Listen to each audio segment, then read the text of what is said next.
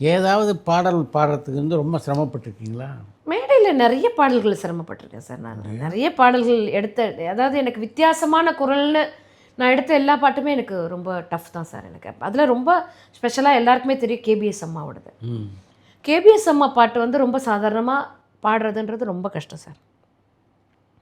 அந்த அம்மாவோட குரல் ஒன்று சரியான பிச்சு. அந்த அம்மா அந்த பிச்சில் அவங்க போடுற சங்கதி, அந்த கிளாசிக்கல் ஸ்டைல் அவங்க பாடுறது, அது வார்த்தைகளுக்கு ஒவ்வொன்றுத்துக்கும் அவங்க அழுத்தம் கொடுத்து பாடுறது. அந்த குரல் வந்து சார் வயிற்றுலேருந்து பாட மாட்டாங்க சார். அவங்க அப்படி இங்கேருந்து ஹார்ட்லேருந்து பாடுவாங்க சார். அது ஒரு ஆக்சுவலாக ஒரு டெக்னிக் இருக்குது சார். அது அந்த வாய்ஸ் தெரப்பின்னு சொல்கிறாங்க பாருங்கள் சார், அது மாதிரி தான் இது.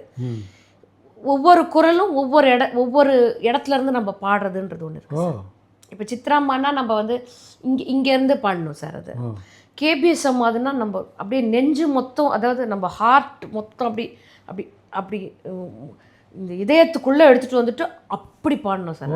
அது எப்படி டெக்னிக்கலாக சொல்கிறதுன்னு எனக்கு தெரியல. இப்போ சித்ராம்மானா சின்ன குயில் பாடும் பாட்டு தொண்டை கட்டியிருக்கு எனக்கு, அப்படி பாடலாம் சார். இப்போ கேபிஎஸ் அம்மா, பெங்களூர் ரமணி அம்மாள், இவங்கெல்லாம் அப்படி இல்லை. இப்போ எஸ்வரலட்சுமி அம்மா கூட பார்த்தீங்கன்னா ஓப்பன் வாய்ஸ் தான் அவங்களுக்கு. எடுதல் தான் நடி தில்லையிலே அதை அப்படின்னு அவங்களுக்கு வந்து அந்த அந்த ஓப்பன் வாய்ஸாக இருந்தாலும் அந்த ஒரு சாஃப்ட்னஸ் இருக்கும்.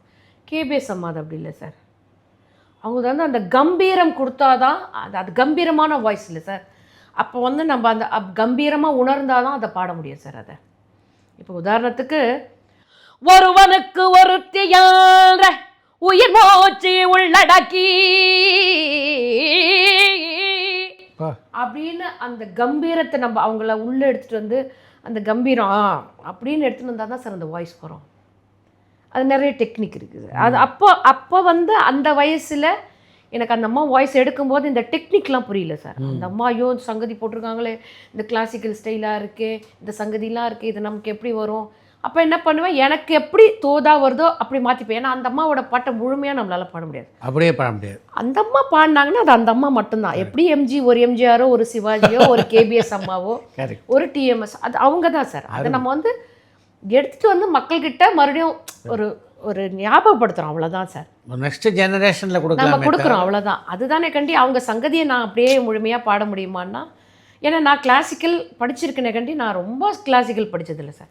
அவங்களுக்கு பாட்டெல்லாம் பாடுறதுக்கு நிறைய கர்நாடக சங்கீதத்தை வந்து ஞானம் வேணும். ப்ளஸ் வந்து கர்நாடக சங்கீத இசை கச்சேரியை தனியாக பண்ணக்கூடிய அளவுக்கு ஞானம் வேணும் சார். அது அந்த அளவுக்கு நம்மளுக்கு நம்மது ஒரு மேடை பாடகையாக தான் அவங்க பாட்டெல்லாமே எடுத்தோம்.